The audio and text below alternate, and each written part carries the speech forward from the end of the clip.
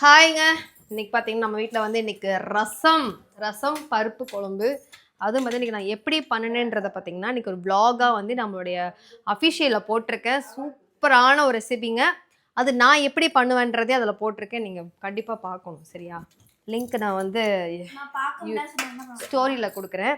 இந்த மாதிரி இடையில பேசினா வாயில காமெண்ட்ல குத்திருங்க யாராச்சும் பேசுனாங்கன்னா.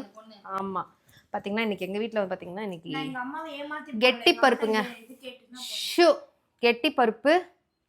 என்னடா பச்சை மிளகா தெரியுது நினைக்கிறீங்களா? எங்க வீட்ல வந்துட்டு சாம்பார்லயே ரசத்துலயே பச்சை மிளகாவும் கருவேப்பிலை மட்டும் தான் அதிகமா இருக்காது. எங்கள் வீட்டில் அதுதான் இருக்குது, அதான் போடுவோம். அதிகமாக இருக்கும் அதான் போடுவோம். ஸோ ரசம் வச்சுருக்கோம், பருப்பு இருக்குது. சரி, உங்கள் வீட்டில் என்னையா இது எல்லாம் ரசமாக இருக்கு? இன்றைக்கி ரசம் ஃபேமிலி. ஸோ இங்கே பார்த்தீங்கன்னா கேரட் போட்டு கொண்டு வந்திருக்காங்க, முள்ளங்கி சாம்பார் கொண்டு வந்திருக்காங்க, தோசை அம்மா தோசை வெண்டை. என்னடி இது? என்னடி அதுக்குள்ளே முடிச்சிட்டீங்க? சாம்பார். நல்லி வீட்டில் எங்கே? இதுக்குள்ள இருக்கு.